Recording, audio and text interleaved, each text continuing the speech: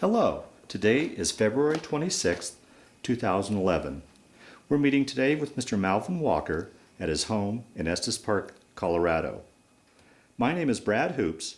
I'm the interviewer for the Northern Colorado Veterans History Project. Welcome, Mal, and thanks for sitting down to tell your story today. Thank you. Let's start out, if we could. Tell us a little bit about yourself, your date of birth, where you were born, a little bit about your family. Well, I was born October 24th, 1920, in Indianapolis, Indiana.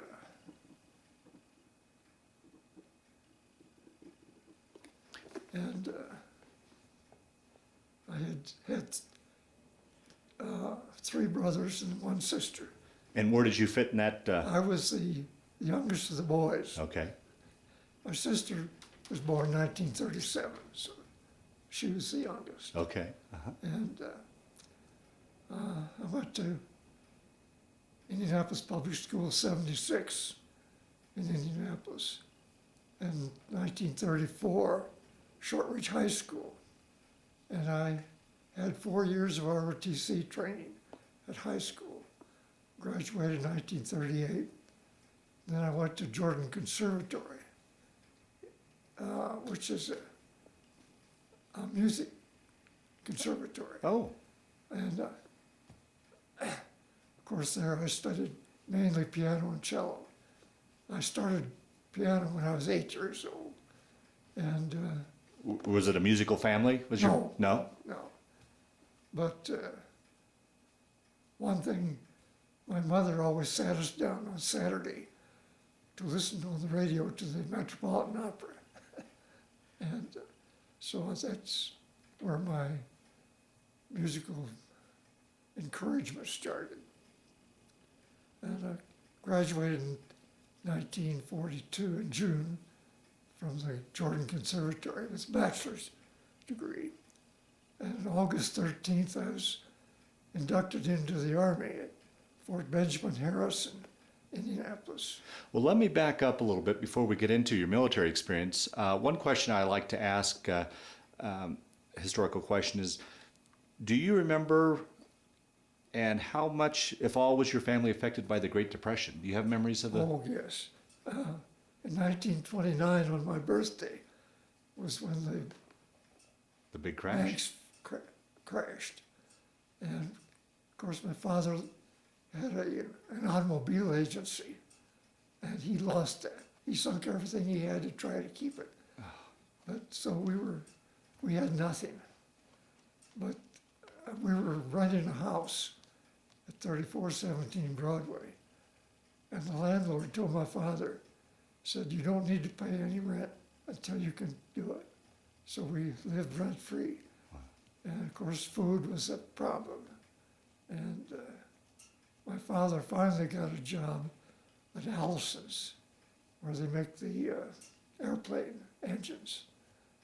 And but it was still slim pickings. Mm. And it was that way until actually the end of the war. Yeah. But an interesting fact, we had a next door neighbor, George Baumberger, who was executive vice president of the Inland Container Corporation. And he left a brochure on my mother's back porch about a potato chip machine. And my mother wondered where in the world it came from. But a week later, George came over and said, "Anna, did you get that brochure I left?" She said, "Yes, what's it about?" She said, "Well, I'll tell you, I'll set you up in business. I'll buy all the equipment, and you needn't pay me back." Of course, the Inland Container Corporation made a fortune in the Depression because people stopped shipping in wood crates and went to cardboard. And so we were in the potato chip business until after I went into the service. And that saved us. Wow. Well, Artie's finally bought the business from my mother. And then she was able to buy a house. But the Depression was made a big indent. I'll bet. Yeah. Yeah. And then, of course, the other historical date I wanted to talk about, you said you graduated in the spring of 42. So thus, on December 7th, you were still in school. Do you remember when you first heard about Pearl Harbor and what you were thinking? And Well, that was later. That was 1941. No, I graduated, I'm sorry, in 41. June of 41. June of 41. Yeah. Okay. Yeah. And then I was, of course, we heard about the Pearl Harbor bombing. I was in church, and when it came out on the radio, we heard about it. At that time, I knew that things would be different. Right. But Now, what did you do after you graduated from college? Were you working then at the time? no. Huh. No, I went into the Army right after that. So it was 1942. Okay. Yeah. So you were drafted. You didn't enlist. Drafted. Drafted. Okay. In July of 1930, 42. Okay. Okay. And at Benjamin Harrison, Fort Benjamin Harrison in Indianapolis. Now, did you go off with any buddies, or did you go off to No. basic by yourself? Yeah. Yeah. And we were only at Fort Harrison about 2 weeks. And then we trained to Camp Walters, Texas, which is where I went through basic training. And after I finished basic training in 1942, this is November, then I went to the NCO school, which was also at Camp Walters. And then after we finished that, I was appointed to a demonstration crew for the school. And then in December, I was sent to OCS at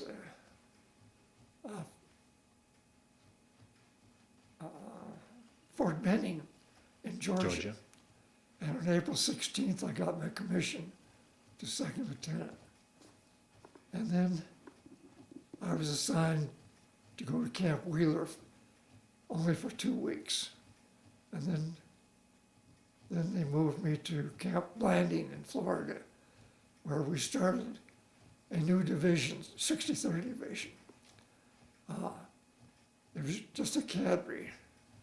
And we were there until around January of 1943. And then we trained to Camp Van Dorn in Mississippi, where we received the men to fill out the division.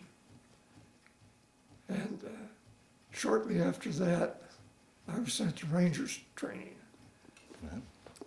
And after I completed Ranger training, I was promoted to first lieutenant. And then in late March, I was sent to Fort Meade, Maryland, and was there just a short time, and then to Camp Miles Standish, just outside Boston. And an interesting thing happened there. Of course, the Boston Symphony, I tried to get a ticket and they were sold out. I went to the back door. I knew 2 of the players, and I told the guard at the back door, I'd like to go backstage if I could. He said, no. I said, well, I know 2 of the players. And he said, who are they? And he went to get them. And I sneaked in. So I got to hear the symphony. And anyway, then at Camp Miles Standish, we left late March to Boston Harbor on the USS General Simons. We embarked for the trip overseas. Well, let me back up and ask you a couple questions. How was that transition for you going from civilian life into military life? Was that much of I had no problem. no problem? And as far as I know, a lot of times, a lot of people during that time period truly never really left home or traveled too far away from home. And here you were bouncing all over the country. Was there any tinge of homesickness or anything in that regard? Well, not really. I adapted very well. Yeah, yeah. Well, it must have been fascinating, like I said, to be zigzagging all over the country and going to the Boston Symphony for a Midwest boy. That must have been fascinating. Yeah. But, so anyway, it took 13 days to make the trip overseas. Well, once again, Convoy. here's a Midwest landlocked boy from Indiana. How was that trip over for you? Did you get your sea legs, or how was? Can you Well, talk a little bit about that little- trip? I got a little queasy once, but not after that. Of course, the officers were treated very well. We had staterooms. The men were in the storage, Okay, sleeping on hammocks and that sort of thing. right, right. But Did you go over in a convoy, or were you? Convoy, yeah. Okay, and any? we had one scare from a submarine, but nothing happened. Now, as an officer, did you have any idea where you were going? Well, just going to England, I knew that. Oh, okay, And okay. we landed at Liverpool. And funny thing happened at Liverpool. There were a bunch of women on the dock. And all the men, of course, went over to the side. And the captain said, "Now hear this. All return to your quarters. The ship is Was listing. So anyway, we landed at Liverpool and then went to south. That's where I joined the 29th Division. And the 29th Division was a very old, well, in fact, its beginnings were in 1642 Really? when Charles I gave Lord Baltimore a charter to form militia. And he did 2 years later. And it was 1870 when these groups came together as a National Guard for Virginia, Maryland, New Jersey, and Washington, D.C. And the First World War, in February of 1917, they were federalized. And that's when we became the 29th Division. And it adapted the blue and gray yin-yang, which represented the coming together of the North and South. Ah, okay. And of course, in World War I, then they fought. And after 1918, they were diverted again to National Guard. And in February of 1941, they were again federalized. That's the 29th Division. That was before D-Day. And in 1942, the 1st Division went over to England in the spring. 29th Division went in the end of September and 1st of October. And were there, of course, for a year and a half before D-Day. I didn't join them until April at Bodmin, England, which is in Cornwall. Okay. And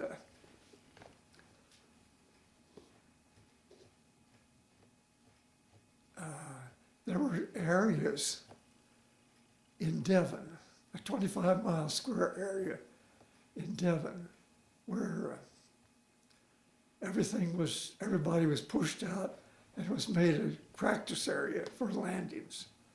And the 29th Division had a landing in early April.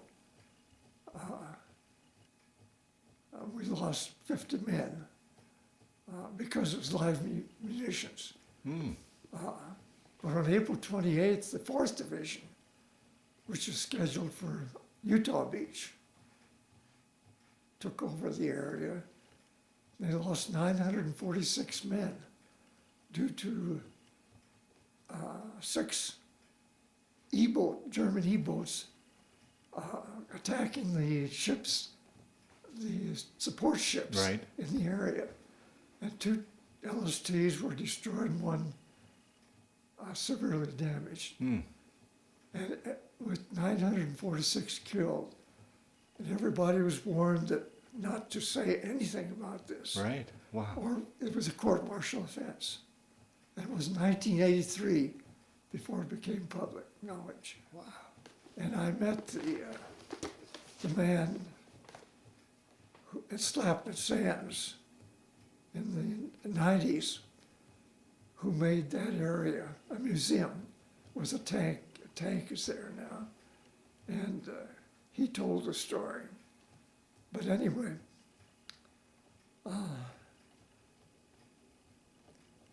on May 17th, 1944, the 29th Division was moved south to HMS, I can't recall the name of the fort, went to called sausage areas, which were oval-shaped, completely oval-shaped, and cut off from all outside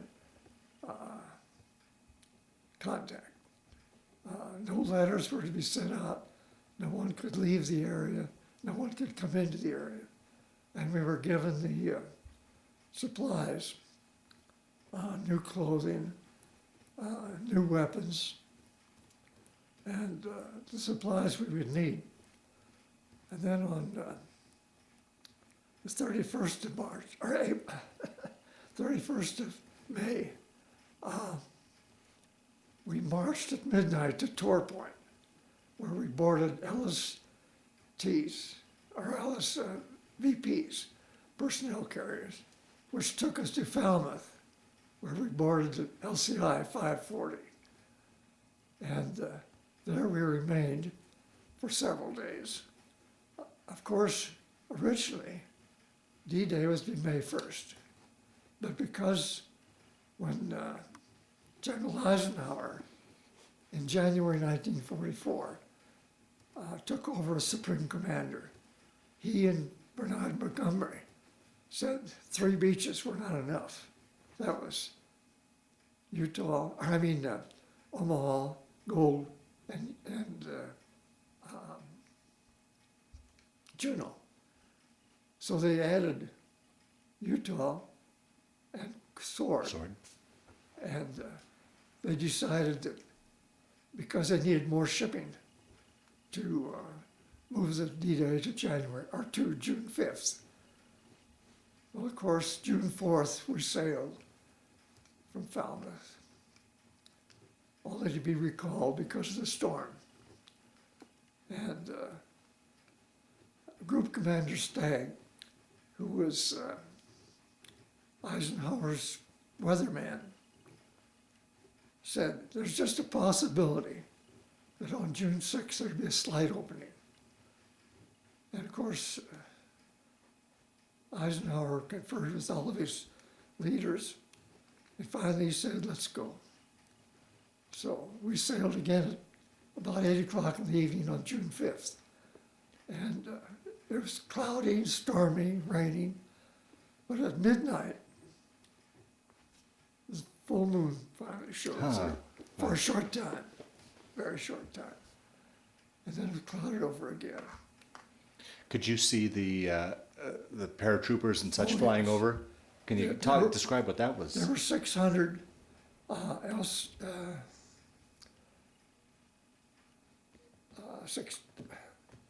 all the cargo planes. DC-8s? No.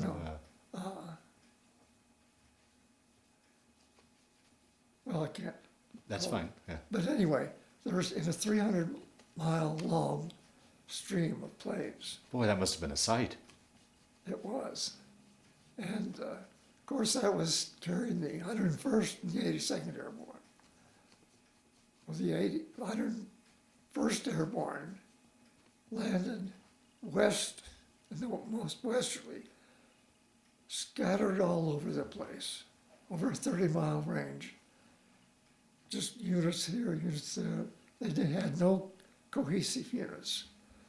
And the 82nd landed just a little bit west of that, also all over the place. I have the D-Day orders. Here are the original D-Day orders. Wow, we'll get this on tape here after Yeah. the interview. Well, let me ask you in regard to the orders, as an officer, how privy were you to the information? How much information did they give you in regards to the invasion? Well, of course, we had sand tables showing us where we would land. And maps, I have the map here, of our area.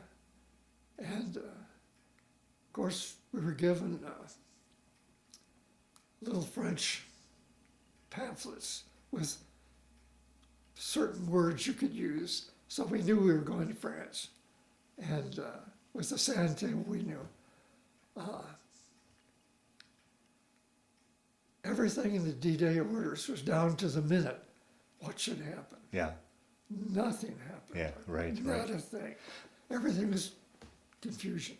Now, with the orders, after you'd gotten your orders, at what point did you tell your men what was going on? Well, when not you were on the until ship? the last minute. Wow. But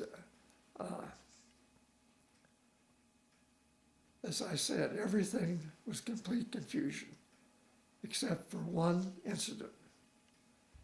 And that was Colonel Howard of the Ox and Bucks, British airborne troops.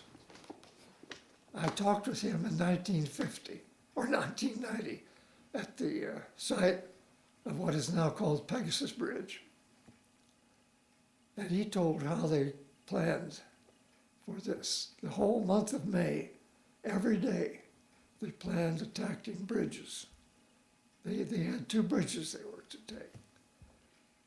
They first put out tapes for the length and breadth of the bridges. And finally in Exeter, they found 2 bridges close together, which would resemble the ones they were to take. And they practiced that. And they had 43 practice runs in gliders. Well, at midnight, in 3 gliders, they were released and fell remarkably 43 yards from the Caen Canal, which they were to attack.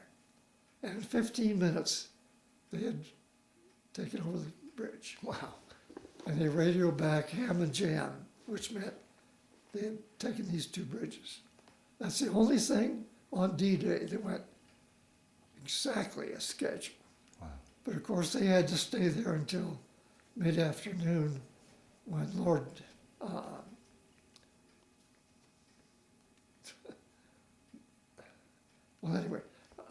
relieved them in the afternoon. And they were attacked several times. But it was a fantastic job. Of course, we were on LCI 540 and landed on the second wave. And when the tide, it was low tide to begin with. Well, let me back up. The 116th Regiment, well, I was 115th, landed at 6:32 on Omaha Beach at the Veerville Draw. And Company A, which was one of the leading companies, lost 96% of their men in the first 15 minutes. When we came in, of course it was later, the tide was rising. Well, the tide rises 18 feet on Omaha. Well, it washed all the dead bodies in the channel, and also the wounded and dead that were on the beach into a 4-yard wide,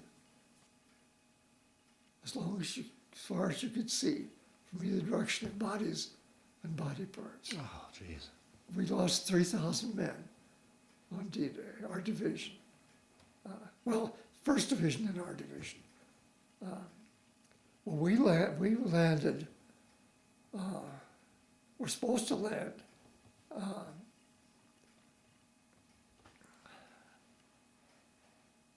at the Normandy, or not Normandy, La Malane area. But due to the rising tide and currents and all, there were 8-foot currents, or 8-foot waves. We landed in the First Division's area. And to back up, the 116th left their motherships over cargo nets and davits in the LCVPs and LCAs, which were British. And These are like the Higgin boat type? the LCVPs were. Okay. The LCAs were British. Okay. And they were going to the Verville. But it was a 3-hour trip from the mothership to the beach. And these flat bottom ships were doing this. Everyone was seasick. They had to bail out water and vomit with their steel helmets because some pumps couldn't take it. And of course they landed all over the place. And then at Point de Hoc, which is the far western part of Omaha, which was very high with steep cliffs, actually straight up. The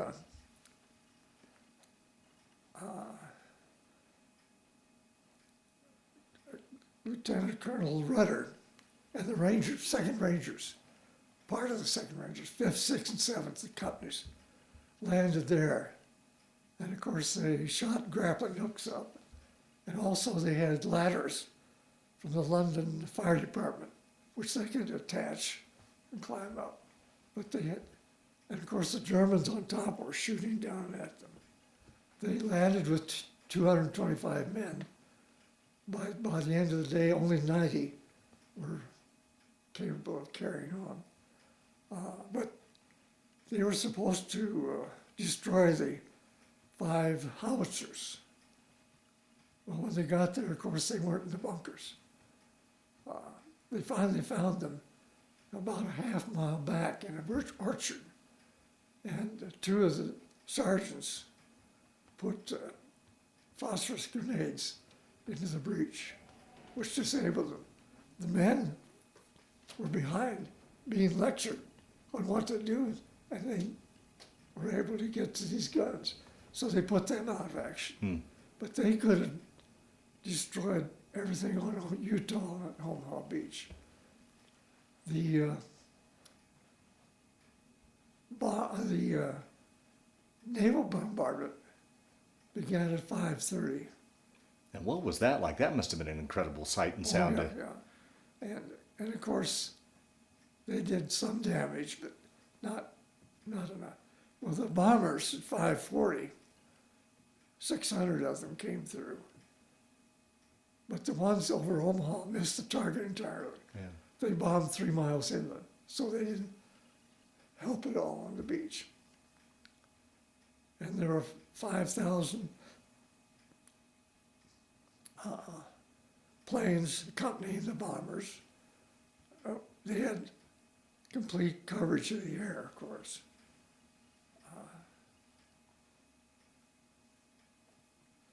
But as I said, we landed in the First Division area. And the slope was about like this. And I don't know if you know where the cemetery is in Colville, but that's where we landed, right below there.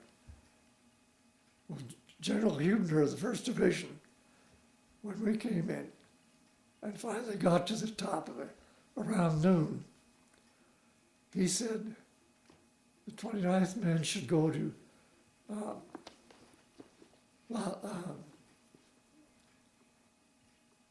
he would take the First Division to Colville, and we were to go to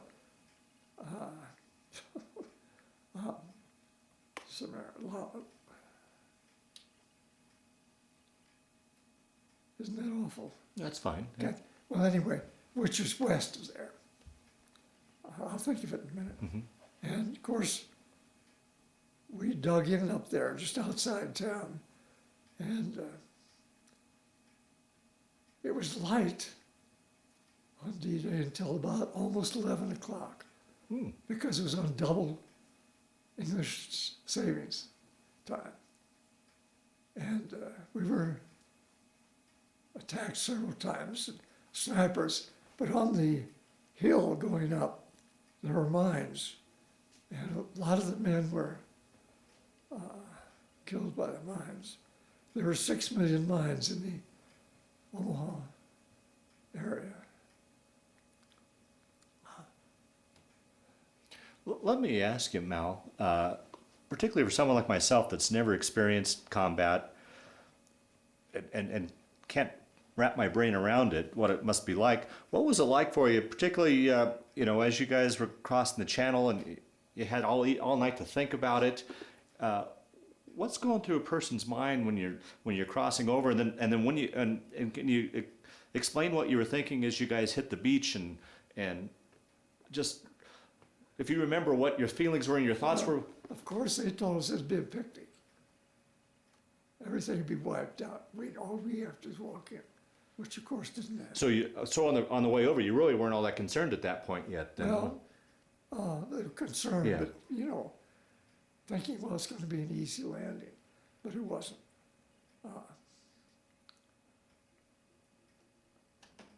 A funny thing happened in England prior to D-Day.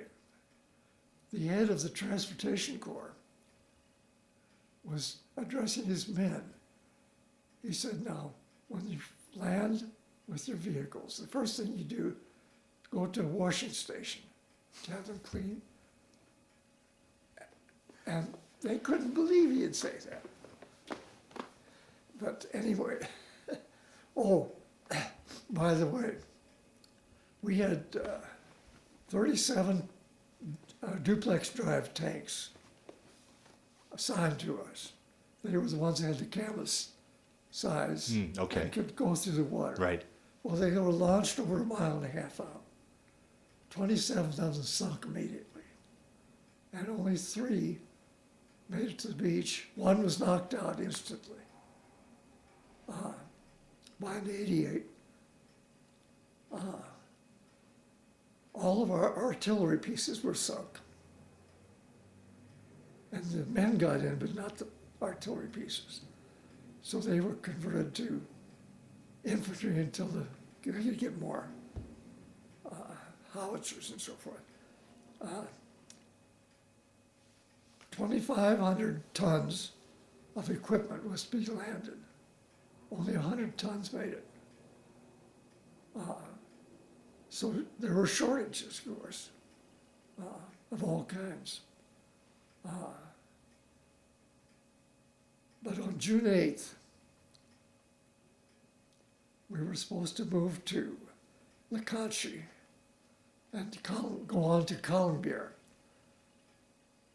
Well, between Kachi and Colombier, the Orne River was flooded, clear to Sydney, which was about 2.5 miles. And it was about, maybe 220 yards across. From Kachi, we started, and it was kind of narrow, and then it was 2 feet. But all of a sudden, 6 to 8 feet, there were ruts all the way through there. So we had to wait until they could bring up rubber rafts, rubber boats, and weasels to pull them. And that happened the next day. We got to Colombier, and of course this is hedgerow area. Right.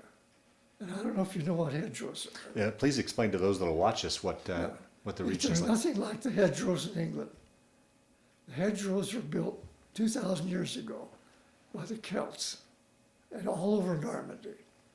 And there are 3,900 of them in every 8 square miles. They're sod with concrete or stones in the middle, sods 6 to 8 to 10 feet high, with trees growing on top. And these surround all the fields. originally I suppose they were to keep animals in, but they were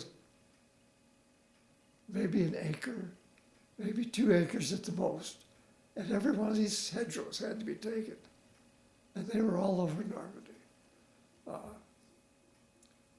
They were perfect for the defenders, but for the attackers, it was murder. And we lost 10,000 men in the hedgerow countries. But anyway, from after we got to Conchi, we liberated a castle there, and the people, not Conchi, but Columbia, and the church has a plaque dedicated to Is that right? our battalion up on high. But then in the hedgerow country, of course, it was slow going. So snipers everywhere. I might digress a little bit. Back on June 6th, D-Day, a good friend of mine, Hal Baumgartner, I don't know if he gives a lot of speeches everywhere. He was a 19-year-old private, Jewish private, and he had the Jewish insignia painted on his back. Oh, wow. But he was wounded 5 times on D-Day, and he kept going. And he was on a stretcher on the beach, waiting to be evacuated, and a sniper shot him in the knee. Snipers were everywhere. And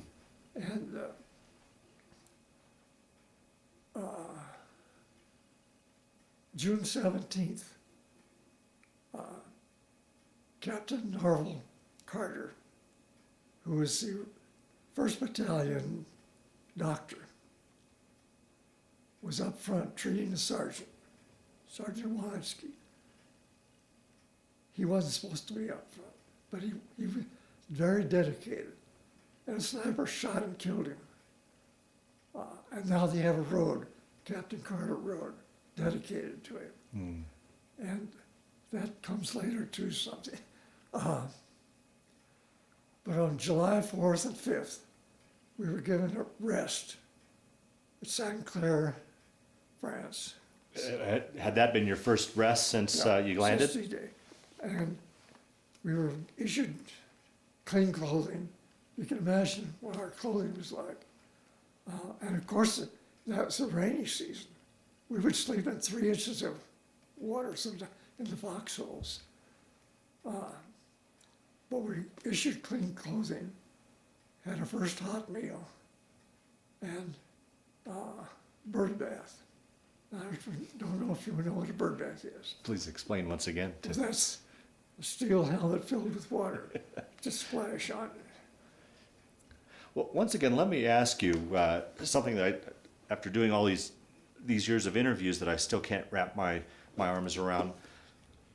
Here you guys. It sounds like a good month before you got that rest.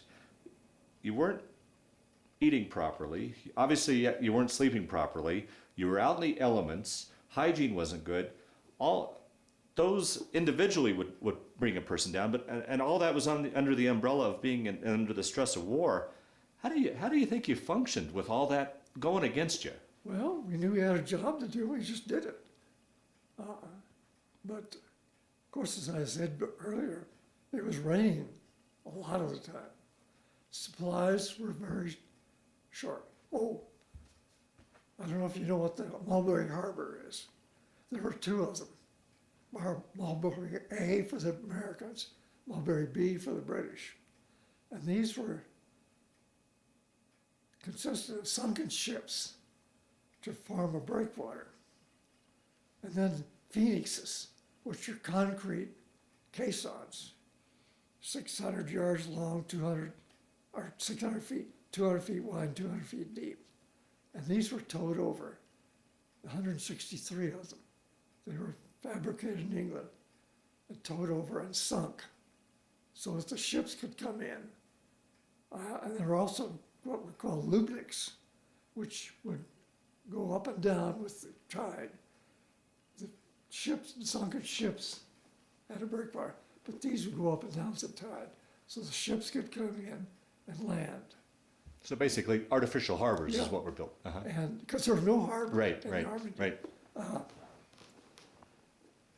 And there were 30 miles of floating roadways to the beach.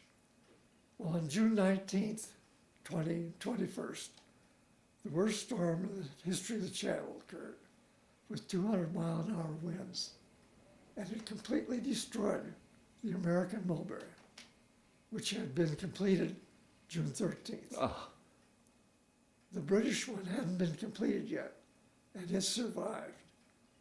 It wasn't completed until June 27th. But due to that, you know what that would do to supplies. right. Everything had to be brought in on anything they had. LCVPs, rafts, all kinds of landing crafts. So ammunition, food. Well, we lived on C and K rations and D rations for that first month.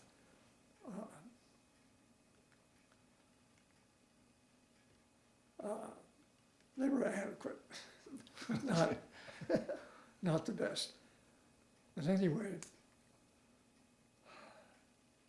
as I said, we went to this rest area in July. And then on the 6th, returned to the combat areas in the hedgerows. And on July 10th,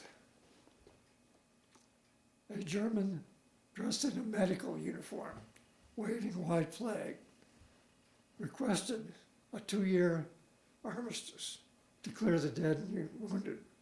And of course, we all agreed. And that same midnight of July 11th, the 3rd Parachute Troop attacked us. We were supposed to form an attack at first light. And of course, this disrupted the whole situation. Well, we later learned that this so-called medical officer was a staff officer trying to find out the areas. Wow. Oh, wow. But then on July 11th, the 1st Battalion was supposed to lead off, but they were practically decimated due to this attack. And General Gerhardt, our commander, phoned us and told 3rd Battalion to lead the attack. So, of course, I was supposed to take off. Well, what I told you earlier is Captain Carter Road, which was the old Forge Road. Well, that's where we went, and then in the first hedgerow, and we attacked. I've got a map here showing that. Attacked across the hedgerow. This hedgerow was, I would say, acre and a half in length. Well, we started out on the right-hand side, and Sergeant Lanigan was killed, several other wounded. I was shot in my right arm, and we had to pull back. We started out on 1500, 3 o'clock in the afternoon. Well, 2 hours later, we tried it again. We were on the left side. And all of my men were either killed or wounded, except my runner, Herman Dozier. And I was shot in both legs, both arms. My carbine was shot in half. And Wow.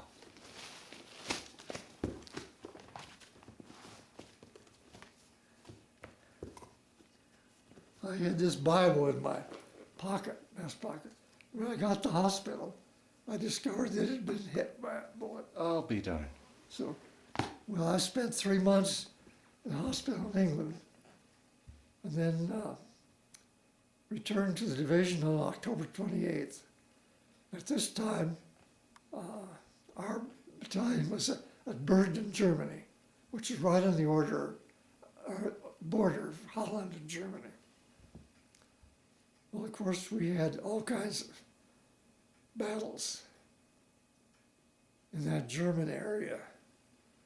And of course, this was altogether different from the hedgerow country. It was flat terrain. You could see a town here, a town there, a town here, by their church steeples. And in between was flat ground. Well, on November 17th, our regimental commander was wounded, our battalion commander was wounded, our company commander was wounded. And I was told to lead the attack to Seersdorf, which was, probably 3/4 of a mile from Baysweiler to Seersdorf. Flat country, with the exception of a small area of woods, maybe an acre and a half of woods. Well, nothing happened until we got there. And then the Germans started bombarding. And for 12 hours, without stop, they bombarded that area. It was 2 o'clock in the morning before they stopped. Well, we assembled what few men we could.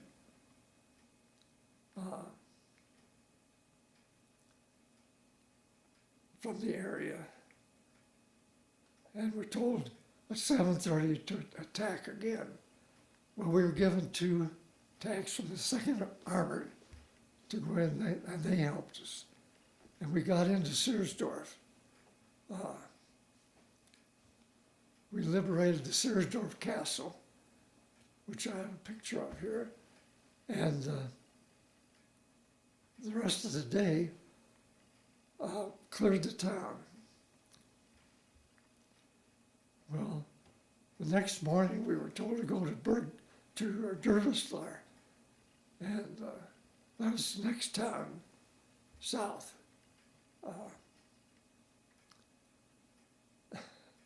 The funny thing happened there. There was a hill just south of the town, and we dug in at the bottom. Well, the Germans were attacking that hill with artillery. And I was in a foxhole. I was buried up to my chest and couldn't get out. So my men had to dig out. Well, anyway, we finally took Dervislar. And now to backtrack just a little bit. On D-Day, Captain Lawson was the company commander. Well, he was wounded on June 12th. Then Captain Dryden took over. And that's until I was wounded. Well, when I came back to the division in October, Captain Tweed had the company. He was wounded. So there was, after we got to Dervislar, Captain Lawson had been in the hospital all this time. He returned to the division. He was with I Company. But then they transferred him back to L Company. So he was the old company commander, was back again. Well, then the battles in Germany were great, tremendous. Equal to or even more so than D-Day. Was it because they were just fighting fiercely because they were on their yeah. home soil? And Yeah. Okay. And we went from town to town. Finally, we were in Kirchberg. And that was near the Rohr River. But our division chaplain was killed in Kirchberg by a bombardment. And we took these small towns, and finally, we got to, after Kirchberg, we were near the Rohr River, and there was Hassenfeld Gut. Well, a Gut is an estate in Germany, which is the house, of course, surrounded by outbuildings and so forth. Well, Hassenfeld Gut, the one we attacked was like a barn, and it was completely surrounded by mines. Lieutenant Salata lost a foot on the mine, and one man was in that area for 2 days before we could get to him. But we finally got into the Hassenfeld Gut. And this was practically on the Rohr River. This was December 4th. Then after Hassenfeld Gut, we were assigned to take the Sportsplatz, the Jülich Sportsplatz, which was right on the river. Well, we captured that. And then I had a CP in the basement of one of the buildings. And we were there for a short time. And one of my men concocted a slingshot out of an old inner tube. And the Rohr River was, maybe 100 yards across.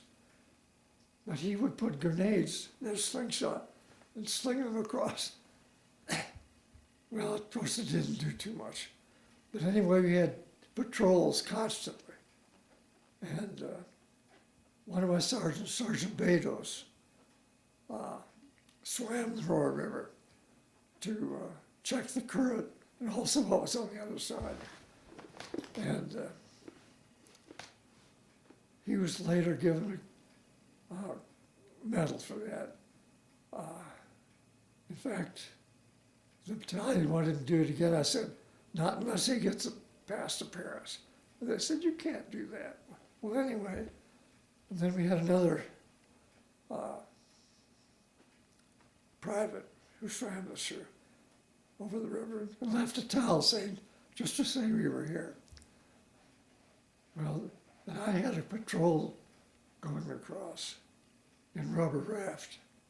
Of course, we were in white uniforms. I had a BAR map on the banks, on the west bank. And we went over to the east side. And we found that the Germans had constructed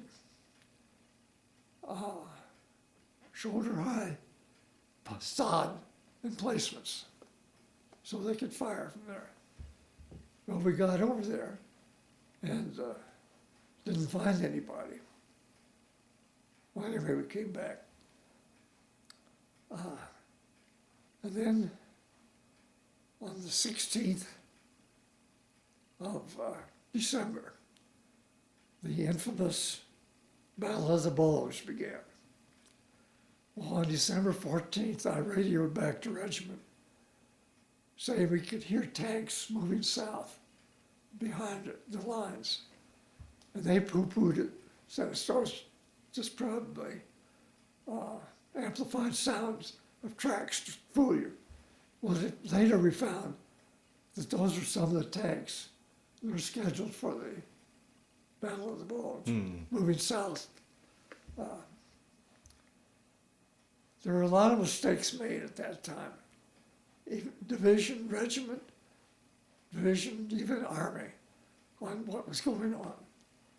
And it became a complete surprise because they never thought the Germans would have such a thing. Well, of course, the Germans' idea was to cut through the American and German lines and go up to Amsterdam and cut them off, like they did in 1940 in Holland. And well, anyway,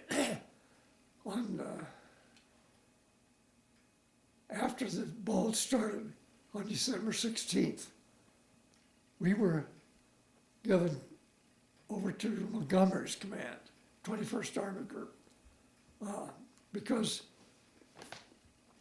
the Bulge was in between us and the southern Patton and all that group. So we were with Montgomery for well over a month. But on December 24th at midnight, we were dug in on the Roar River just near the pier, town of Pier. Well, the Germans all of a sudden started playing Christmas carols. And all the traditional ones. But here, all of a sudden, they put on Bing Crosby singing White Christmas. Well, you can imagine what they, I think that was purely a psychological. Sure, yeah. And going back to that, in World War I don't know if you're familiar, but on Christmas Day, the Germans and the British declared an armistice and played soccer. Yeah, right, yeah. So, well, anyway, of course, things went right back to normal. And from here, we were near the Roar River, and the Germans blew up the dam, the Schweinmill, and that flooded the whole area. The river rose 38 feet. And of course, we were supposed to attack the Jülich area, but that had to be delayed. And of course, during this time, we would move back from town to town, digging positions and training areas, which took place, and preparation for the Roar River crossing, which didn't occur until February 23rd. And our company was to take Broik, which was just well, maybe a quarter of a mile north of Jülich. And the 116th was to take Jülich. Well, we were on Tigers, and all of a sudden, on the Kiersdorf Road, it was hit a mine. So we had to get off, get on another one. But anyway, we finally did cross the river. And of course, they had mined the banks on the east side, and we lost men there. But we did take Broik. And from then on, things went rather rapidly. We went further east, small towns, and then headed north. And we went to Wright, city of Wright, which is a suburb of Mönchengladbach. Well, Wright has a castle. And that castle, Goebbels, Hitler's minister of propaganda, told the people of Wright he wanted that castle. And of course, what they do, they gave it to him. Well, we captured that castle, and the first thing we did was hold a German service for all of our Jewish members. Well, Goebbels found out about this. I have a copy of his diary, and there are 5 entrances in there where he is bemoaning the fact that the people of Wright surrendered to the Americans. And he went to Hitler and asked Hitler for permission to send a killing squad in to take care of things. Hitler okayed it, but they never did. Well, I have a flag from that castle. And then we went to Mönchengladbach. And for a short time, we were Army Reserve. And then right after that, we went on to the Rhine River, where we crossed at Rheinberg. And that was just normal pontoon bridges. Well, after he landed at Dinslaken, we took over a concentration camp there. And this was mainly for the Russians. And of course, the conditions there were terrible. And then we went from city to city,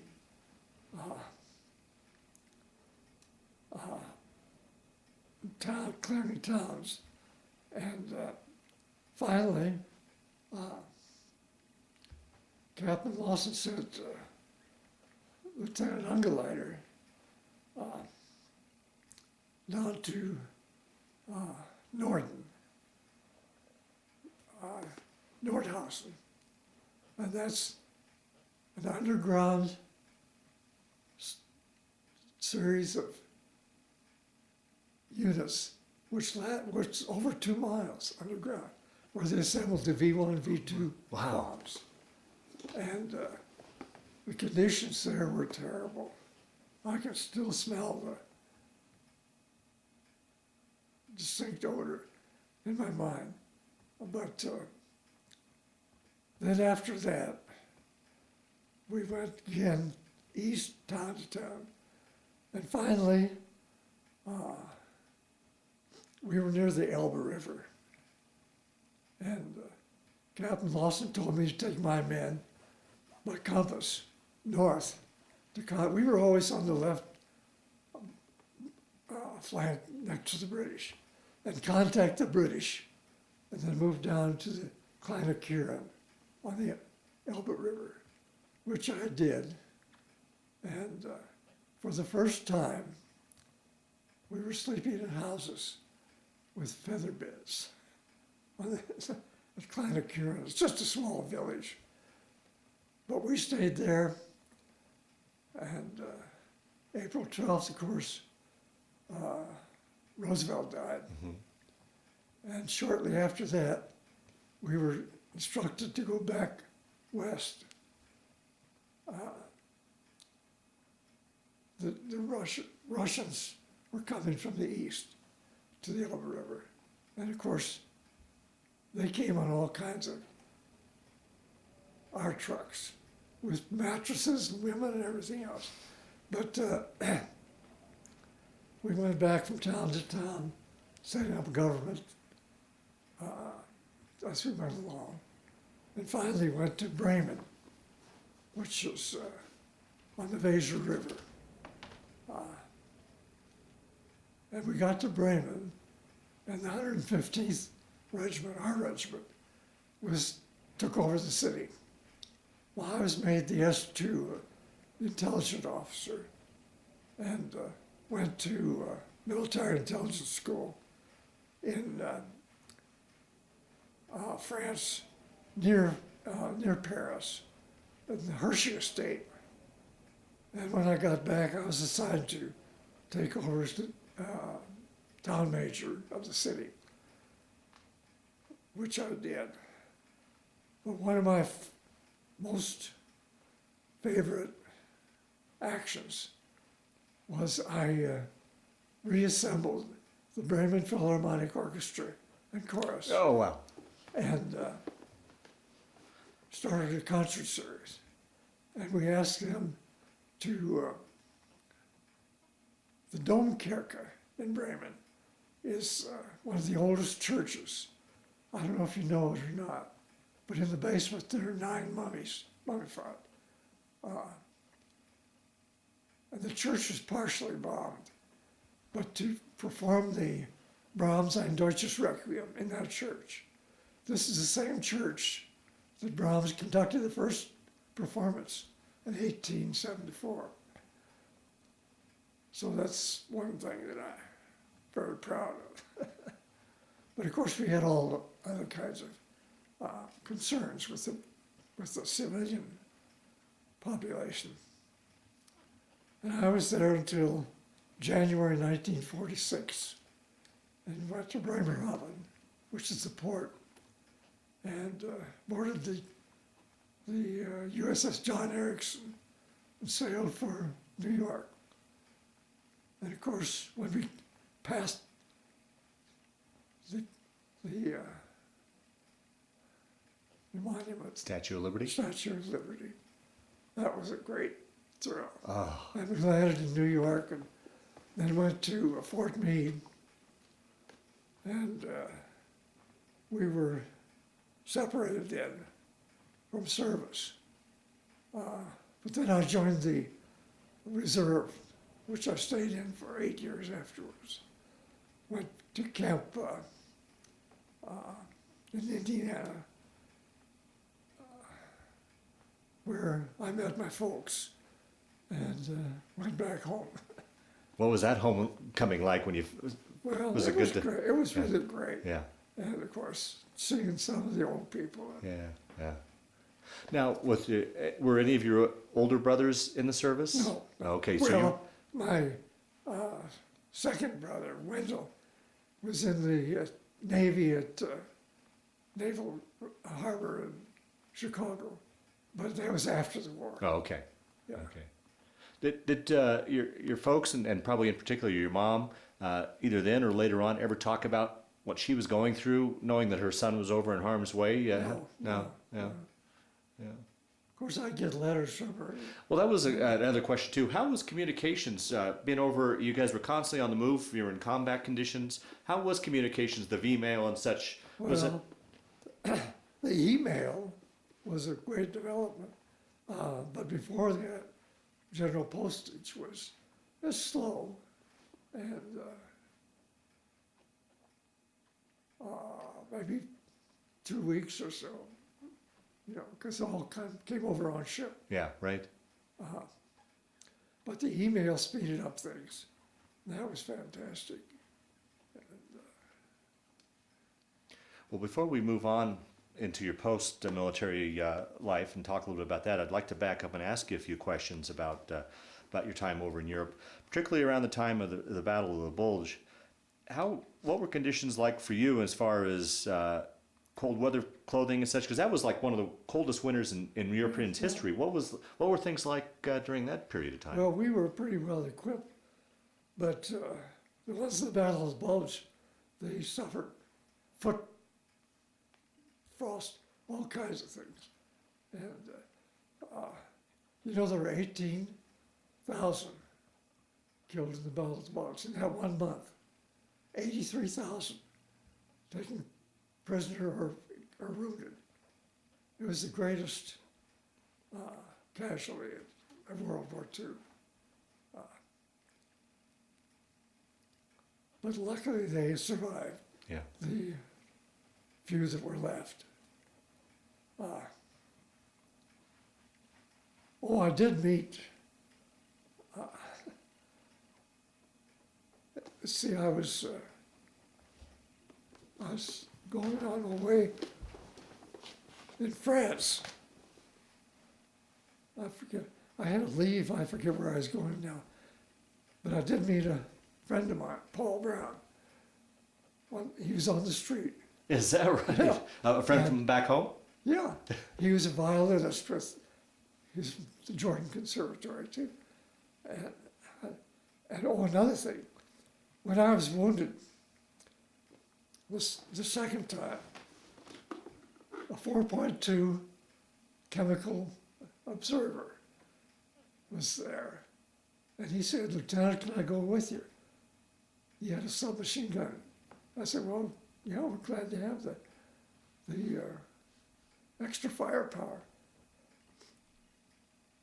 Well, after I got to the hospital, and later on we were given permission to take short trips, I was in Oxford,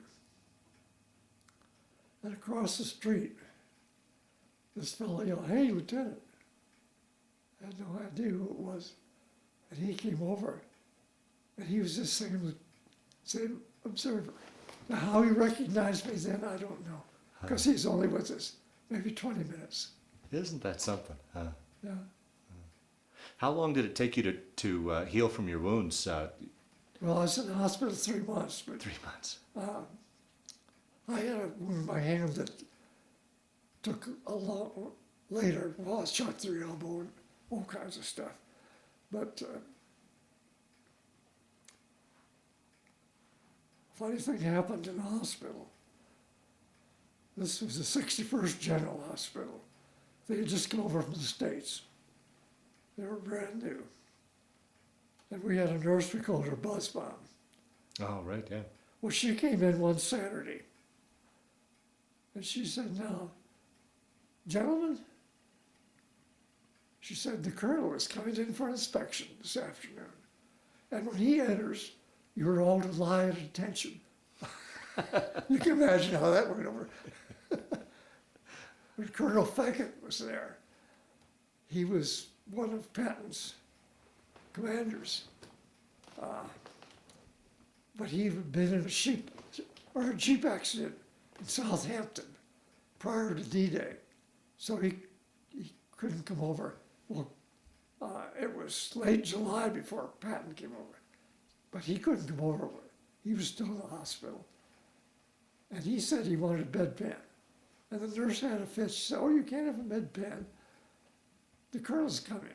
Well, you know what he did? He had a fit. Well, he got his bedpan. Now, did you, while you were in the hospital, did you ever come under any buzz bomb attacks? Speaking of buzz bomb? Yeah. One landed, I don't know how, it was, I don't know how close, but we could feel the building shake. And once again, for those that are watching this tape that don't know what a buzz bomb is, it was something that was shot over from the continent, and it was okay as long as you could hear it, but once it went quiet is when it... The V1 would come over and make a buzzing sound. But when that motor shut off, then it came down. But the V2 was a rocket, and you couldn't tell anything because it was so high, and it just comes straight down. Now, when you returned back to the 29th, I imagine with the casualty rate, was there very many people left to recognize? Very few. Yeah. We had I've got a list of all the killed. It's tremendous, but there were maybe only 5 that had been on D-Day. Wow. But So almost a 100% casualty rate then. of course, the 29th Division suffered 20,368 casualties and buried in 8 cemeteries in France. These cemeteries are fantastic, very beautiful. The first cemetery was on the beach. It was just right on the beach. There's nothing left there except a plaque. And then it was moved to La Camba. And half of the cemetery is for Germans, half for Americans.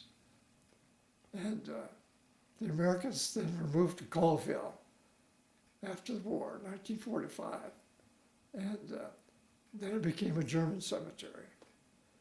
And it is depressing. Black crosses made of lava, and it's very depressing.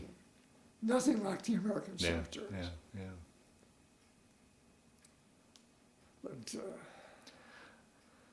What was it like? You talked about hearing about Roosevelt's death and such. How were you getting your news from America or from the world, or were you? Were you getting updates on baseball games and of course Roosevelt's death? well, we didn't on the front lines. Yeah. No. Yeah. But we heard about through the grapevine. Oh, okay. Yeah.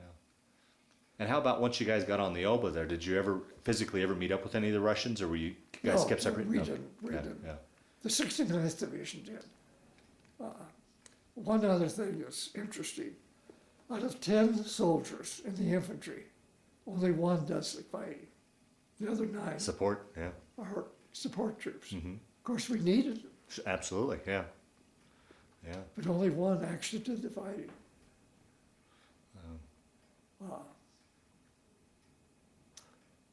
What was it like then when you heard when VE Day was announced? What was going through your mind after riding the front lines that whole time? It must have been a major relief. It didn't affect us at all. Is that right? You know, we were still carrying on our duties. But It wasn't like in New York and London, what they had, all these soldiers. but no feelings of, boy, I've survived this thing. It just We were glad, of course, Yeah. but we had no euphoric feelings. Now, was there ever any thought of you guys being transferred over to the Pacific? Well, we thought there's always a possibility. Yeah. But then some who left early in 1946, right after the May 8th surrender, some of those that left were slated for South Pacific. But they never made it. Yeah, yeah. Well, then let's move forward then. You're separated from the service and you're back home. Once again, the back end of the question I asked earlier, how was that transition now going from the military service and everything, pretty much the hell that you'd been through, into civilian life? Was that much of a transition to get readjusted to at all? Again, I adjusted very Yeah. well. You know, they talked today about the post-traumatic stress, and was there any, did you feel like you experienced any of I'm that? sure some did, but You- no, I didn't. Yeah. Well, of course, loud noises affected me. Still do. Mm. And then what did you, take us from that point and getting home, and what did you do to take some time off to relax? Did you go right to work, or how did? No, I immediately applied for the GI Bill to get my master's in music.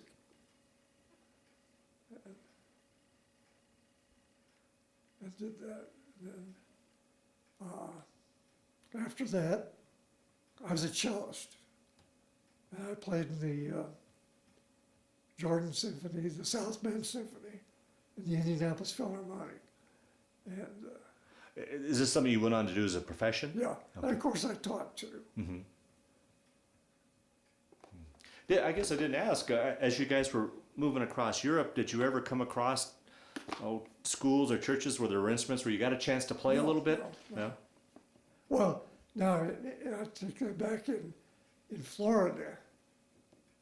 I did have my cello sent down, and I played in a church there when I was in Florida, but that was all.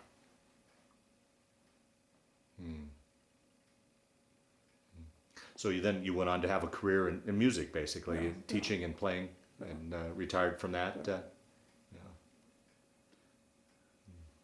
Through the years, it sounds like listening to you that you did, but through the years, did you keep in touch with guys from the 29th and go to reunions? We have a reunion every year. Oh, do you? The 92nd is coming up this year, 92nd reunion. Of course, that goes back to World War I. Okay, yeah. And it'll be in West Virginia. But usually they're on the East Coast because that's where The origins of. the original groups came from, Yeah. the National Guard and so forth. But yeah, I've got a lot of friends. Of course, every year we have over 100 that die Yeah. or Yeah. are killed, Right. died. And it's always interesting to go back with them. And we have a quarterly magazine our division does. It comes out. And it's tremendous. It has all kinds of stories and information in it. I think it's one of the best of all the Army units. Wow. And it also sounds too like you've been back to Europe since 17 times. 17 times, to yeah. Normandy, yeah. Wow. Yeah. Both as part of the 29th or just on pleasure, or Well, what took you back? On the 29th, and also well, there's a group called the Normandy Allies. I went with them a couple of times. And first time I went with a tour group. But all the rest of the times with, well, I don't know if you're aware of it, but there's an organization called the Greater Generation Foundation. Greatest Generation. I've been with them once. And they called me, about a month ago. Wanted to know if I'd want to come over again. They just bought a $65 million chateau. And they're going to, they wanted me to represent the 29th. They're going to do some filming. So I'll leave June 1st Oh, wonderful. till the 10th with them. Wonderful. So And I've been to England several times, to the places where we were. Oh, by the way, in 2005, I was invited, along with Don Miller, to have lunch with Queen Elizabeth at Buckingham Palace, with Prince Philip and Margaret Thatcher and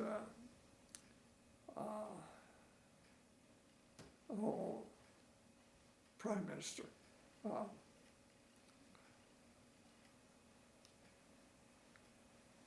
The Prime Minister and his wife. Well, anyway, Yeah. that was, I have the invitation. Wow. Oh, that must have been very fascinating. Yeah. Well, talk a little bit about, let's talk a little bit about family, wife, children, grandchildren, great-grandchildren. Well, I was married in 1951. Had two daughters, Sarah and Julia. But then divorced in 1967. She found another man and ran off. And a year later or a month later, or a week later, married him after the divorce. I've been single ever since. Okay. Any grandchildren, great-grandchildren? You know, two boys, Jonathan and David. They're from Julia's family. And Then what brought you out here to Colorado? well, both of my daughters were living in Colorado, and I'd come out to visit, and always end up driving to Estes Park. And decided this was it. So in 1983, I moved here. Yeah.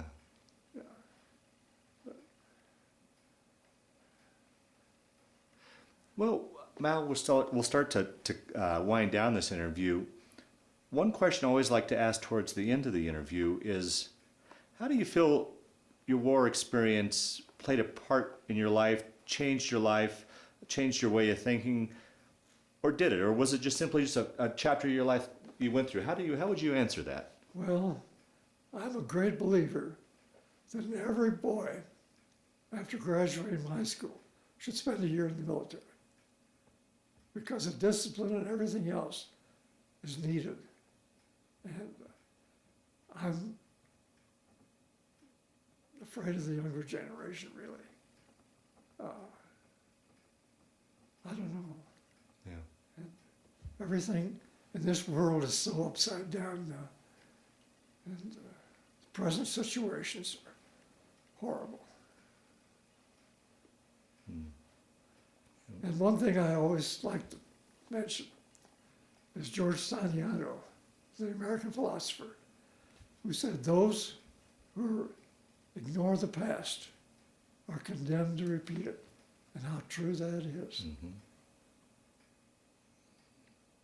Very true. And I did write a book about Hitler. Oh, wow. Yeah, we'll get that on tape as well. Fascinating. What prompted you to write that? I spent 20 years working on it. Is that right? And it was published in 1978. And I got a very nice letter from Albert Speer.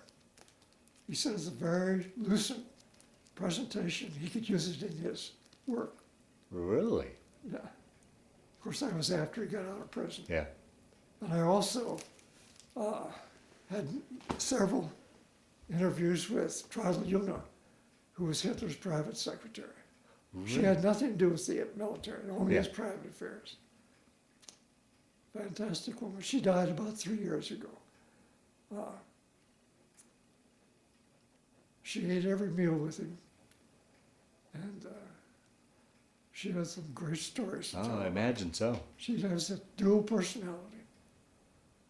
She said he would go into a room with his generals and hear this yelling, screaming. The generals would all come out red-faced. But when he came out, he was perfectly normal. She said, definitely two personalities. And we always said he was our best general. All the mistakes he made. Yeah, right, yeah. Because on D-Day, of course, he was asleep. And he poo-pooed the whole thing. he was glad. He said, now we can get rid of them. But there was a 7th Army and the 15th Army. 15th Army was in the Pas-de-Calais area. 7th Army with Rommel was in the Normandy area in Brittany.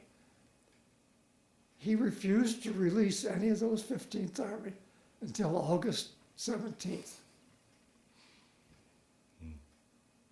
And if he had released them, no telling what. Right, right. And also, if D-Day had failed, the next time would have been June 19th, when that storm was in the channel. Oh, that's right, yeah. And that would have been a disaster. Yeah. So, Yeah. It was amazing we were able to keep that quiet Yeah. for so long. I mean, you couldn't have held out that long Yeah. keeping that secret. but if D-Day had failed, there's no telling what would have happened, because when could it have been done again? Yeah, right, right. Of course, Churchill wanted to come in through the south instead of Normandy. But the Russians said no.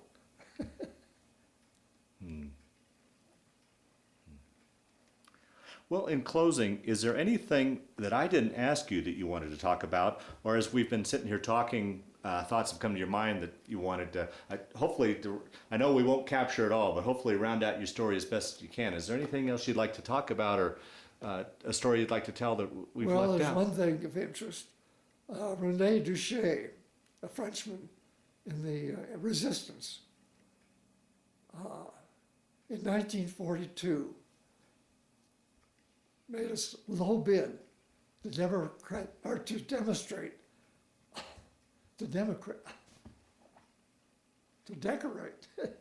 the Gauleiter's office in Cannes, and he was given permission to do so. Well, he went into the office and it was empty to do measurements and so forth. He looked on the Gauleiter's desk and there was a document which he thought was important. So he took that document, hid it behind a mirror hanging on the wall. And when he came back to decorate, he hid it in a roll of wallpaper and took it out and gave it to his commander, Colonel Remy. Well, Colonel Remy was being investigated by the Gestapo, and he thought he should take his family and himself to England, and he did so. He took this document with him. He turned it over to the Allies, and it turned out to be a complete diagram of all the Atlantic wall from the Seine River to Cherbourg, which helped invaluable in planning for D-Day. Wow, wow. Yeah. And then also, an interesting, prior to D-Day, there was Operation Fortitude, north and south. Operation Fortitude North was in Scotland, and south at Dover. Now these were fake installations, completely fake, with rubberized vehicles and planes and so forth. They could blow up and move around. Well, the one at Dover, of course, was right across the Pas-de-Calais, where Hitler always thought the invasion would take place. Well, this was called the U.S. Army Force One, U.S. Army Force One. They had radio communications going on 24 hours a day, which they knew the Germans would pick up. And this proved to be a complete success. And didn't they put Patton in charge of that to Yeah, really, Patton- truly throw them off? Patton was the first American Air Force, first American force. Of course, he didn't come over until August, Yeah, 1st of August. yeah. But the one in Scotland was to make the Germans think they'd go through to Norway. But this fooled Hitler and the generals completely.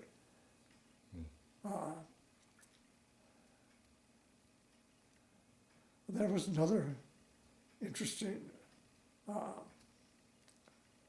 double agent for both Germany and U.S. forces. was in England, and he would feed the Germans all kind of information, which he knew they could check. But he also gave them a lot of force information. And one of the most successful was he told the Germans that there was a buildup in southern England. He said, this is a diversionary attack. The real one would come at the party time. Wow. And of course they believed it. Fascinating stuff. What were your thoughts on the various commanders, Eisenhower, Patton, and under Montgomery? What were your thoughts on these various? Well, of course, we all adored Eisenhower. And Patton was, we were with, I wasn't, but we were, our division, when he came in to the Brest area, we were attached. But he was one of these and he had a lot of conviction behind himself. And of course, he always believed he was incarnated from the past. But some of the Third Army people loved him, some hated him. Yeah, right. But he did, in Paris, he insisted on getting double rations for his army group, and got them. And he would tell the commander, "I want you up on that hill at such and such a time." If he wasn't there, he'd get rid of him. But And Monty, with your time under Monty, what are your thoughts about Monty? well, of course, I had no immediate connection with him, Yeah. but many of our commanders did. They hated him. He was very egotistical and very slow in his determination, like at Caen. He was supposed to take Caen on D-Day. Took him 44 days. And we were supposed to take Saint-Lô on D-Day plus 9. Took us 43 days. Of course, that was the hedgerow country. Yeah, right, yeah. But he was very slow in acting, and was criticized for it. I know when the action in Holland, Market Garden action, he insisted on doing that. And he knew full well the narrow roads and so forth. And when it was over, of course it was a complete failure.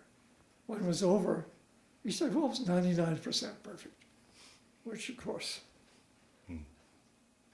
the airborne troops, the American airborne troops did their job. But the British landing at Arnhem were cut off.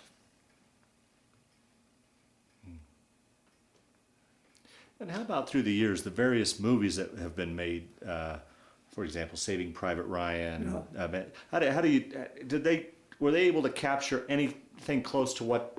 The first 20 minutes of capturing Private Ryan was authentic. Of course, that was covered a whole day.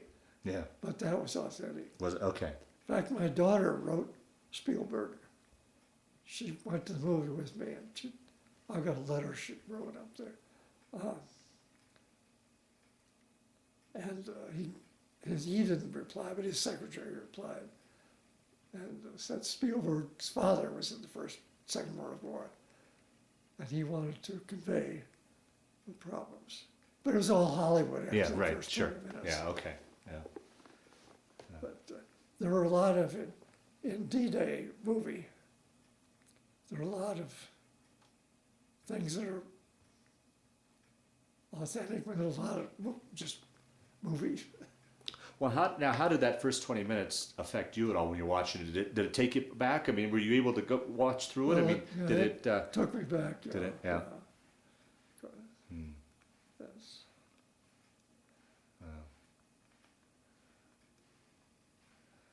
Well, Mal, if there isn't anything else you wanted to talk about, well, we'll wind down this interview. Well, I think that's about it. Okay. I want to thank you for sitting down to tell your fascinating story, but more importantly, I want to thank you for your service to our country. Well, thank you. Oh, in Normandy, when we go back, the little children come up, little tiny children, say thank you for what you did. Is that right? They teach in the school all this. Here they don't. They don't. I go around to schools and talk, but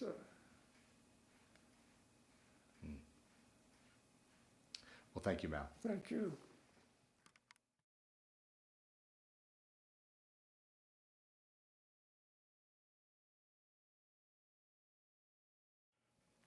This is the original D-Day orders, Operation Neptune, which takes in complete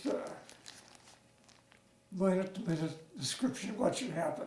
Of course, it didn't. Yeah, yeah. Now, This is a copy. now, is this something that was given to each officer, or you just had gotten a copy?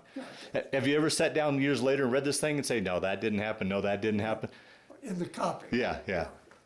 Oh, that's interesting. And this is a book that I wrote about Hitler. I spent 20 years writing this, and I didn't intend for it to be published, but someone talked me into it. What year did you publish it? 1978. Is that right? Yeah. This is the Bible that I wore in my breast pocket when I was wounded. When I got back to the hospital, I found out that it had been hit by a bullet also. And that was sitting in your chest pocket, so you would have taken a shot in probably the heart. Yes. You wouldn't be here today, probably. So that day you got shot in both arms, both legs, your hand. I mean, you were pretty shot up, huh? And my carbine was cut in half. What was the pain? Must have been Machine gun. the pain must have been amazing. And once again, Well- for someone that's never been shot, trying to understand what it's like to be shot. It all depends on where it is. Sometimes nerves are damaged, and that helps, but it's painful. Does any of your injuries still give you problems to this day? Yeah, I have arthritis in the hands, and when I'm shot through the elbow every once in a while, it gives me a problem. Wow. This is a picture taken in Paris after the war.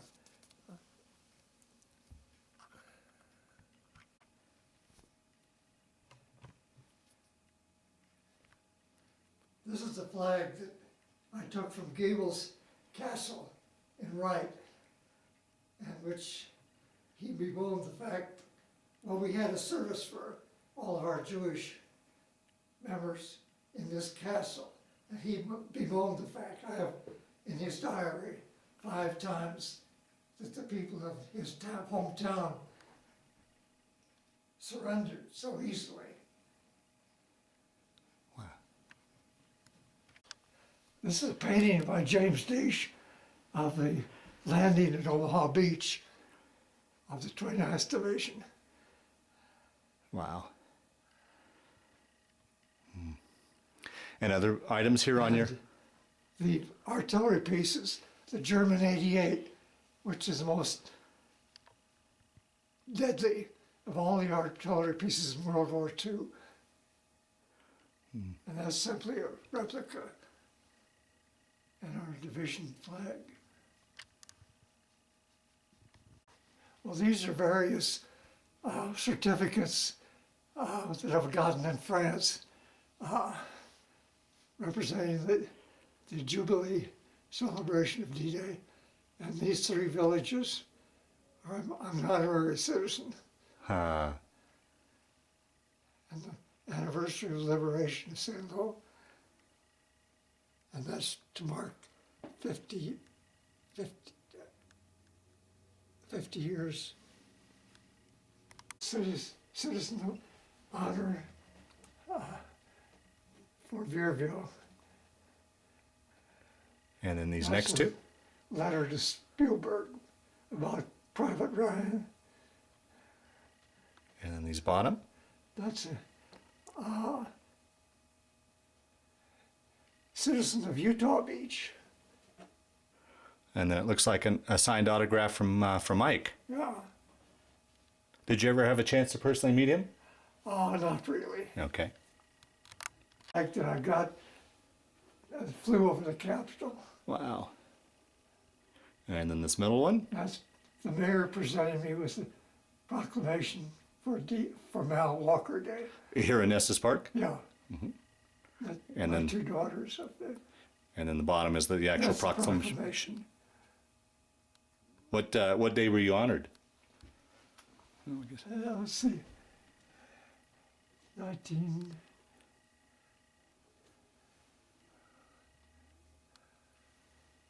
2004, January 15th, 2004? Yeah. Me and my two daughters. Yeah. And then this middle one? My father. And then to the left? That's my mother. And that's three boys, as youngsters. And where are you in the picture? I'm on the left. And then moving down, That's playing the cello. playing the cello. And then over, That's a picture taken of me after I got back.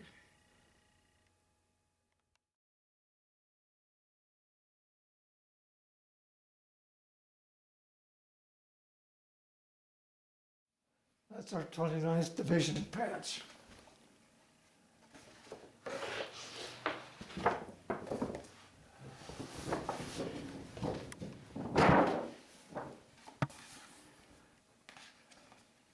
This is a location of the Allied troops and the German troops in France and England. this was prior to D-Day? Prior, yes. Okay.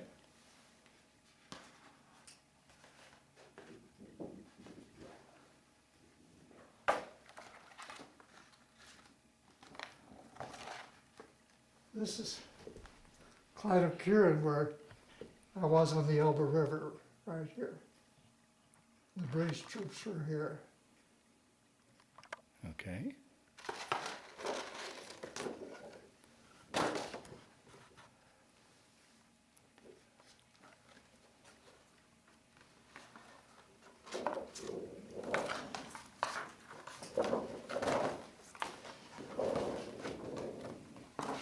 This is a map I was carrying when I was wounded. Oh, wow. And this is a photo of the area, showing all the fields Uh-huh. surrounded by the hedgerows.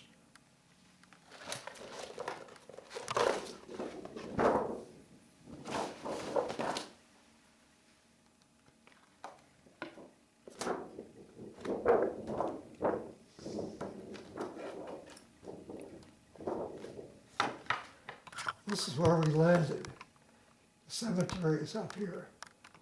And we landed right about here. Now, with the high tide, was there much beach left when you guys landed? Oh yeah, 300 yards. Oh, okay, okay, See, this is all beach. okay.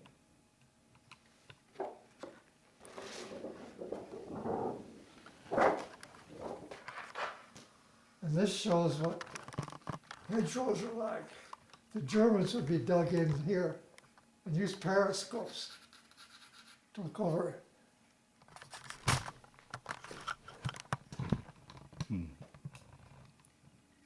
Okay. And this is the Captain Carter Road, which I mentioned. And this is a sunken road. These are very narrow and high hedgerows on either side. And this is where I was wounded the second time. So, from what I understand, with the hedgerows, it obviously wasn't tank warfare, so you really didn't have any heavy armor support then. It was all. One thing, there was a Sergeant Cullen with the 2nd Armored, 102nd Unit that later on got the idea of using the hedgehogs which are on the beach made of iron steel to take those apart, put a sharp edge on them, and mount them on the front of a tank. So the tank then could go right through a hedge. Punch a hole through a hedgerow. Okay. This is like a Mulberry Harbor. the sunken ships, and then the 6,000-ton phoenixes, and the lugnets, which would go up and down. The ships would come in through here and unload onto the beach. Gotcha. Okay.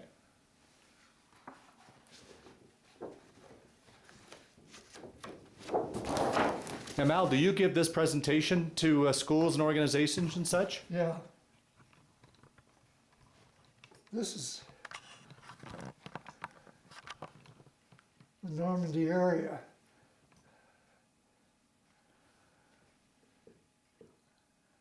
Okay. Omaha and Utah were the American beaches. Uh-huh. And the 101st and 82nd came in here. The 6th English 6th Airborne came in here. Okay. They also landed all over the place. This is the overall Neptune. This is San Lo, which we captured. And the Cons over here. And then what area of the beach did you come in on? Well, we came in right about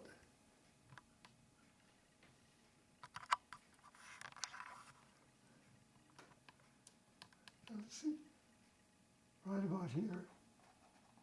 And where were you supposed to come in? We were supposed to come in over here.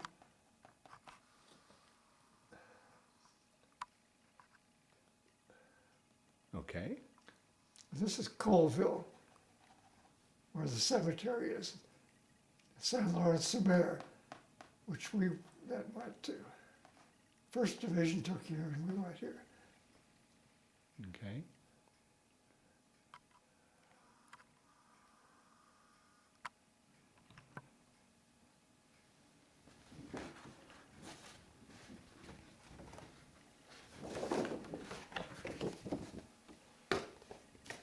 This gives you an idea of what the tide is like. 18 feet it rises and covers this whole 300 yards of sand. And the shingles here. And then this is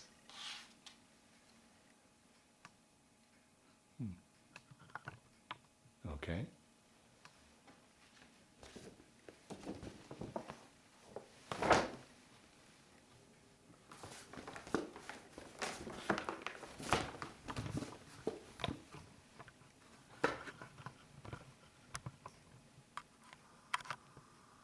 This is, of course, when the LCVPs unloaded with the ramps. Uh-huh.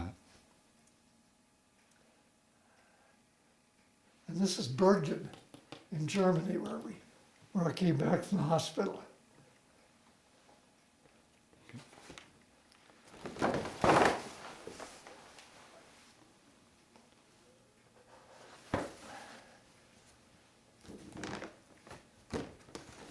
And this is the Sersdorf Castle, which we captured. Uh-huh. And this is the Wright Castle, where the flag came from, where he had services for the Jewish members. Now, when you talk about having a service for the Jewish members, were you at that point aware of what was going on with the Jews, the concentration camps? Well, we knew something was going on, we didn't know what. Oh, okay, yeah. Okay.